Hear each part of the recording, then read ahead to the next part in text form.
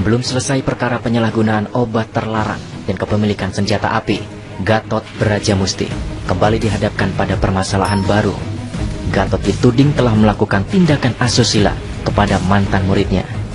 Wanita cantik berinisial CTP melaporkan Ketua Umum Parvi ini ke Polda Metro Jaya terkait dugaan tindak pidana pemerkosaan. CTP mengalami tindakan tersebut saat ia masih berusia 16 tahun pada tahun 2007 silam. CTP akhirnya mengandung anak yang diduga adalah hasil dari perbuatan Gatot Brajamusti. Namun anak yang kini telah berusia 4 tahun tersebut tidak mendapat pengakuan dari Gatot. Pihak berwajib pun mendalami pengaduan tersebut. Tentu hal ini menjadi tambahan catatan merah perbuatan Gatot Brajamusti yang saat ini masih menjalani pemeriksaan terkait kasus sebelumnya. Seperti yang diketahui sebelumnya, Gatot memiliki padepokan yang kerap dikunjungi banyak orang dari berbagai kalangan dan wilayah. Namun kini terkuak kegiatan di padepokan tersebut diduga menyimpang. Begitu waktu awal sih memang saya dibimbing secara agama ya di sana gitu kan. Tapi kesininya saya lihat kayaknya udah mulai berubah gitu, udah mulai keduniaan, udah mulai banyak show-show yang bagaimana, jadi ininya hilang gitu loh. Show-show ini apa nih Mbak? Kan beliau itu kan hobi banget nyanyi ya kan, hobi banget gitu untuk ya show-show panggung, dan sering-seringnya tuh hampir setiap malam pasti nyanyi gitu. Di rumahnya? Di rumahnya, gitu. Hampir setiap malam. Gitu. Jadi dalam nyanyi itu apa aja kegiatannya misalnya? Ada yang nyanyi-nyanyi, nanti ada yang biliar, nanti ada yang main catur, nanti ada yang main kartu gitu loh. Jadi malamnya itu penuh dengan ya hiburan ya, kalau buat kita mah hiburan. Semua anggota padepokan itu udah nggak aneh dengan yang namanya aspat, karena itu kayak gimana ya bentuknya ya seperti kayak gula kayak kristal gitu. Gula batu itu ya, kayak gula batu begitu. Nah kalau kita ini sih dibilangnya aspat. Kalau dari awal saya dibilang sabu juga mungkin saya nggak ada di situ. Pernyataan dari korban Gatot Brajamusti CTP yang mengaku juga sama menghirup aspat. Kita simak bersama berikut ini. Baik, kalau kita di luar tuh kayak dilihat orang, kamu tuh kok jadi beda ya? Enggak. Aku kan kayak gini. Enggak, dia baik, dia kayak gini sama sih, semuanya kayak gitu.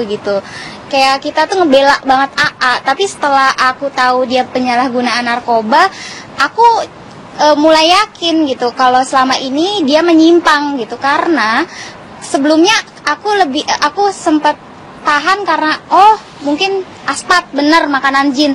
Ternyata pas positif narkoba aku jadi mikir-mikir, selama ini berarti lo menyimpang juga seksualnya dengan semua cerita dengan alasan dia gitu.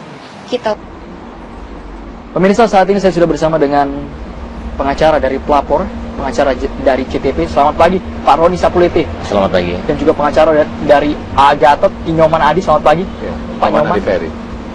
Pagi. Saya langsung ke Pak Roni. Ini sebenarnya tadi CTP konfirmasi hadir di program kami. Iya. Tiba-tiba tidak ada jawaban sama sekali Pak Roni ya.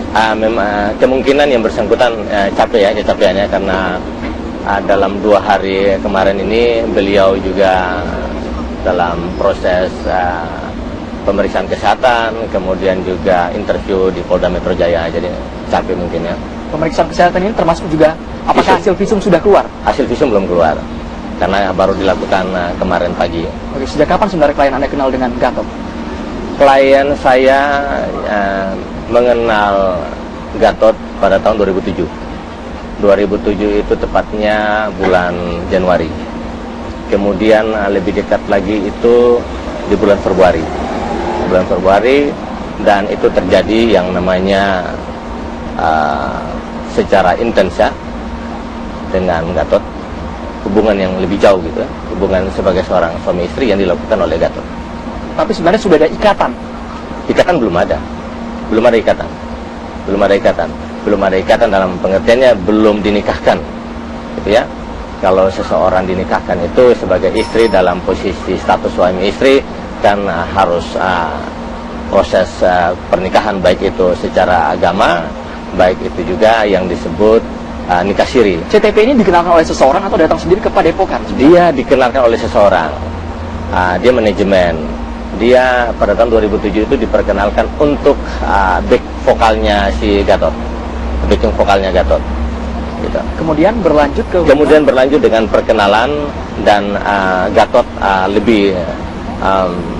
lebih dekatkan diri kepada yang bersangkutan, maka terjadi yang disebut yang kami laporkan itu pencabulan.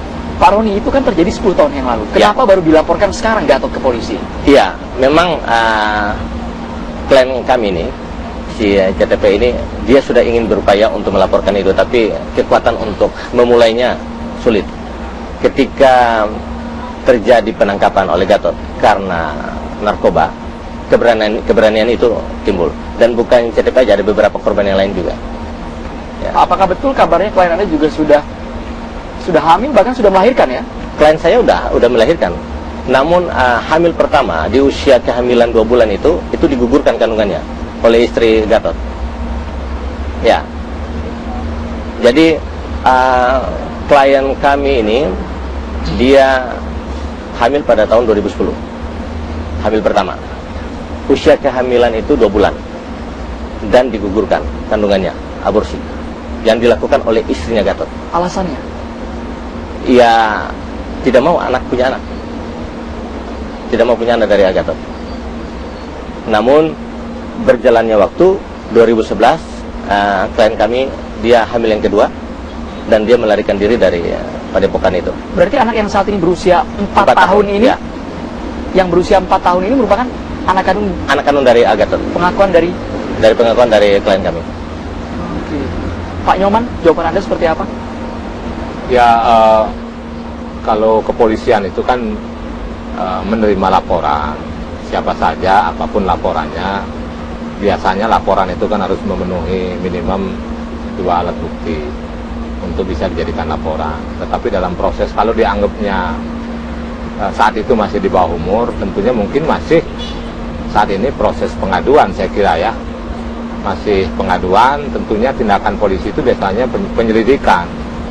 Tapi kalau memang memenuhi unsur bahwa itu tindakan pidana, tentunya biasanya baru ditingkatkan menjadi penyidikan atau laporan oleh si korban. Itu aja. Tapi komunikasi Anda dengan Gatot, apakah betul karena yang beredar di media ini bukan hanya CTP saya, tapi ada 5 orang wanita yang mengaku mendapatkan tindakan asusila dari Gatot Brajamusti? Ya, kalau CTP itu kan menurut pengakuan rekan saya Bang Roni ini kan sudah mempunyai anak ya dari hubungan dengan Gatot ya. Tentunya membuktikan lebih mudah lagi siapa sebenarnya yang apakah betul itu anak dari hasil hubungan mereka kan. Tapi Gatot mengakui hal tersebut, dijawab sesaat lagi Pak Nyoman. Kita harus jeda, tetaplah bersama kami pemirsa. Pernyataan dari klien Pak Ron ini, CTP, yang mengaku juga melakukan hal yang sama, menghisap aspat ketika berada di padepokan Gatot Brajamusti. Segitu besar doktrin AA sampai AA ditangkap baru aku percaya. Ya. Sebelumnya aku sempat yang ini positif negatif kan AA bisa ngerubah si sabu, walaupun sabu pun bisa dirubah katanya sebagai jadi aspat atau jadi apa karena dia punya kekuatan. Ternyata tidak bisa dan akhirnya membuat aku terpanggil buat melaporkan agar tidak ada korban-korban lain dan lebih tahu Gatot seperti apa gitu. Saya langsung ke Pak Roni Sapulete, melihat anaknya sudah berumur 4 tahun. Akte kelahirannya kan ada itu jelas, biasa nama ayah. Iya. Nama ayahnya siapa, Di? Dia belum buat akte kelahirannya, baru surat keterangan lahir dari rumah sakit.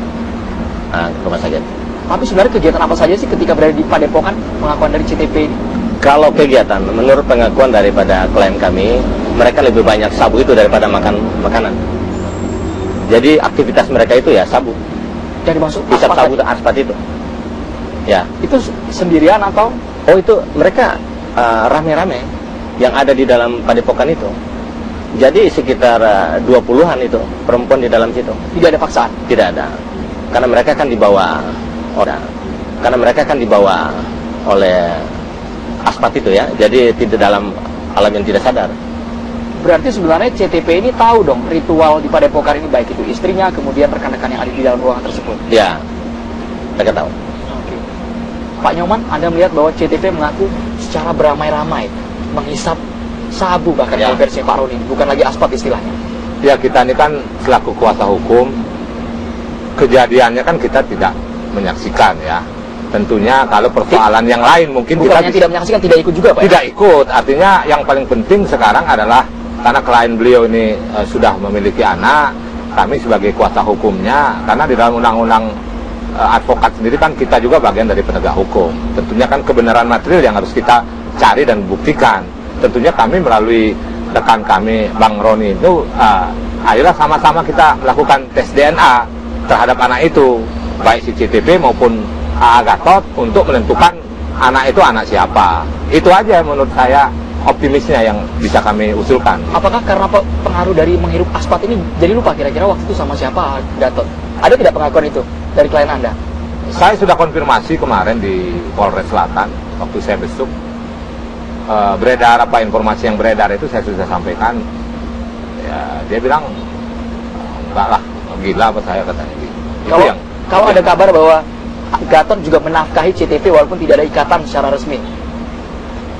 Sampai kemarin saya sempat belum tanya. Oke. Pak Roni, apakah betul dinafkahi klien Anda? Kalau nafkahi tidak benar. Artinya begini, Gatot itu dia sering mengajak klien kami untuk ketemu. Nah, saat ketemu itu dan setiap pertemuan itu diawali dengan mengisap itu, aspat itu, yang diketahui adalah narkotika jenis sabu. Dan bukan saja sabu, bahkan ekstasi. Nah, kalau ekstasi itu biasanya disebut ini vitamin. Ini vitamin, harus makan ini vitamin, minum vitamin. Nah, proses sabu itu juga setiap hari. Setiap hari. Jadi kalau Gatot mengatakan dia memberikan nafkah, itu tidak benar itu ya. Jadi kalau setiap klien kami ketemu, Gatot hanya memberikan 2 juta, 1 juta untuk ongkos pulang. Kalau dia tidak kembali di Padepokan. Jadi sebenarnya datang ke Padepokan pun tidak ada paksaan sama sekali. Ya, dia memang dipengaruhi oleh itu, terpengaruh karena itu aspat itu. Dan aspat itu menurut pengakuan klien kami, ini makanan jin menurut Gatot. Ini makanan jin. Jadi harus dihisap. Gitu. Itu rutin dihisap selama Rutin. dalam kurun waktu tertentu? Selama di dalam Padepokan itu, mereka itu rutin. CTP sendiri sudah berapa lama di Padepokan mengikuti ritual ini? Dia dari 2007 dan dia kabur itu 2012. Oke. Pak Roni, Anda mengatakan bahwa klien Anda kabur. Berarti bukan suka sama suka, bukan bersedia sukarela seperti itu datang ke Padepokan. Iya, kabur ini gini. Karena Selama tahun berarti ya kaburnya. ya, artinya dia tidak mau lagi di Padepokan itu karena kehamilan yang kedua. Dia tidak mau digugurkan anaknya. Makanya dia kembali ke rumahnya.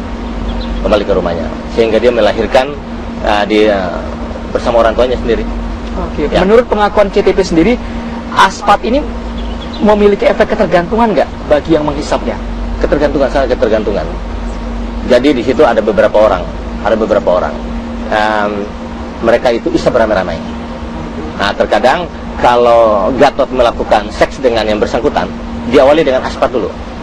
Jadi perlakuan Gatot itu untuk yang kami laporkan masalah pencabulan dilakukan Gatot terhadap klien kami itu baik di Padepokan ya, baik juga itu di hotel-hotel, bahkan juga ada di dalam bisnya Gatot.